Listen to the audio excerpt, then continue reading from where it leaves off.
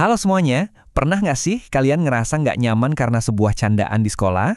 Hari ini kita bakal ngobrolin topik yang penting banget, yaitu perundungan. Kita akan bedah bareng-bareng gimana cara ngenalinnya, apa aja dampaknya, dan yang paling penting, gimana caranya kita semua bisa jadi bagian dari solusi buat bikin sekolah jadi tempat yang aman buat semua. Oke, kita mulai dari pertanyaan ini deh. Kita semua kan suka ketawa ya. Tapi, pernah nggak kamu lihat sebuah candaan yang bikin satu orang ngakak, tapi di sisi lain ada yang diam-diam ngerasa sakit hati? Nah, disitulah batas antara lucu dan melukai itu sering banget jadi kabur. Dan ini nih inti dari obrolan kita di awal. Soalnya sering banget perundungan itu sembunyi di balik alasan, gitu aja baper, kan cuma bercanda. Jadi yuk kita luruskan bareng-bareng, di mana sih sebenarnya garis batas itu? Jadi, apa sih sebenarnya perundungan itu? Kuncinya ada di dua kata ini nih yang harus kita ingat, disengaja dan berulang. Ini tuh bukan sekedar salah paham atau berantem sekali doang. Perundungan itu sebuah pola, sebuah tindakan yang sengaja dirancang buat bikin orang lain ngerasa kecil dan gak berdaya. Biar lebih gampang bedainnya, kita bisa lihat 3 elemen kunci ini. Pertama, selalu ada ketidakseimbangan kekuatan. Bisa jadi soal fisik, jumlah orang yang lebih banyak, atau popularitas. Kedua, ada niat buat nyakitin. Ini bukan kecelakaan, emang disengaja. Dan yang ketiga, ini kejadiannya lagi dan lagi dan lagi. Kalau tiga-tiganya ada, udah deh, itu jelas bukan bercanda lagi. Sekarang, yuk kita kenali berbagai bentuk perundungan. Soalnya, ini tuh nggak melulu soal tonjok-tonjokan yang kelihatan jelas. Seringkali, yang paling nyakitin itu justru yang nggak kelihatan mata. Kita mulai dari yang paling gampang kelihatan. Perundungan fisik dan verbal. Nendang, mukul, atau ngasih panggilan nama yang jelek. Ini gampang banget kita lihat. Tapi bahayanya, sering dianggap remeh. Ya, biasalah kenakalan anak-anak. Padahal, dampaknya itu nyata banget. Terus ada juga perundungan sosial. Nah, ini yang sering kali nggak kelihatan. Pernah ngerasain dikucilkan, digosipin, atau sengaja ditinggalin pas kerja kelompok? Sakit banget kan rasanya? Ini karena perundungan sosial itu nyerang kebutuhan dasar kita sebagai manusia, buat diterima di sebuah kelompok. Contohnya kayak yang dialami Dina. Coba deh bayangin, dia dapat komen jahat soal bentuk tuburnya di grup WhatsApp kelas, terus teman-temannya sengaja nggak ngajak dia diskusi. Akibatnya apa? Dina jadi cemas, jadi takut buat pergi ke sekolah. Ini bukti nyata gimana perundungan sosial bisa ngancingin kepercayaan diri seseorang. Dan di zaman sekarang, perundungan punya wajah baru yang, jujur aja, lebih serem, cyberbullying. Kenapa serem? Soalnya ini bisa terjadi 24 jam sehari, 7 hari seminggu, bahkan pas kita lagi sendirian di kamar. Pelakunya bisa sembunyi di balik akun anonim, yang bikin serangannya kerasa makin kejam dan kayak nggak ada tempat buat lari. Ini kejadian sama Rian.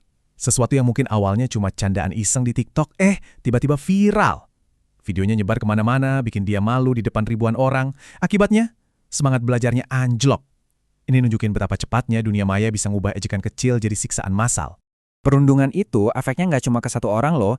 Ini tuh kayak domino. Sekali jatuh, kena semua orang yang terlibat. Bahkan bisa merusak seluruh lingkungan sekolah.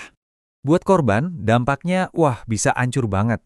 Mulai dari rasa cemas dan depresi, kepercayaan diri yang anjlok, sampai trauma yang bisa ngebekas seumur hidup. Bayangin aja, sekolah yang harusnya jadi tempat aman buat belajar, malah jadi tempat yang paling ditakuti. Tapi jangan salah ya, pelakunya juga rugi loh. Mereka nggak belajar empati. Mereka berisiko tumbuh jadi orang dewasa yang susah bangun hubungan yang sehat dan positif. Jadi, di permainan perundungan ini sebenarnya nggak ada yang benar-benar memang. Dan akhirnya, buat kita semua, perundungan itu ngeracunin sekolah. Budaya takut tercipta, suasana belajar jadi nggak nyaman, rasa saling percaya hilang, dan nggak ada yang ngerasa benar-benar aman. Sekolah jadi kehilangan tujuannya sebagai tempat buat kita bertumbuh. Coba deh lihat gambar ini. Inilah wajah dari rasa sakit dan keterasingan akibat perundungan. Luka fisik mungkin bisa sembuh, tapi luka di hati itu bisa ngebekas seumur hidup. Inilah alasan kenapa kita semua harus peduli. Masa sih kita mau ngebiarin ini terus terjadi? Oke, kita udah ngerti masalahnya kan? Sekarang pertanyaan paling penting, posisi kita di mana? Karena di setiap kejadian perundungan ada satu peran yang sering dilupain tapi kekuatannya besar banget, yaitu penonton. Jadi, kamu mau pilih jadi yang mana? Jadi penonton pasif yang diem aja, yang tanpa sadar malah ngasih kekuatan ke pelaku? Atau jadi teman yang peduli, yang berani deketin korban, nunjukin dukungan, dan berani lapor? Pilihan itu ada di tangan kita semua. Dan ini bagian yang paling penting nih, kita semua punya peran, kita semua bisa jadi bagian dari solusi. Yuk kita lihat langkah-langkah nyata yang bisa kita ambil. Ini dia 5 langkah praktis yang bisa kita mulai dari sekarang juga. 1. Kembangin empati.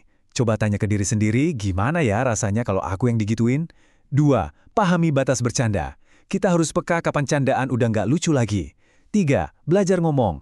Berani bilang, stop, itu udah kelewatan. 4. Jangan cuma nonton. Ingat, diam itu artinya setuju.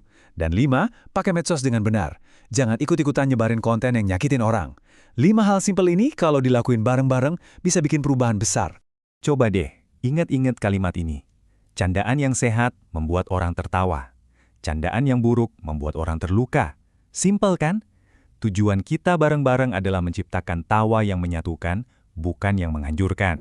Dan kutipan ini ngasih kita perspektif yang lebih dalam lagi. Seringkali, orang yang nyakitin orang lain itu sebenarnya adalah orang yang lagi nggak baik-baik aja sama dirinya sendiri.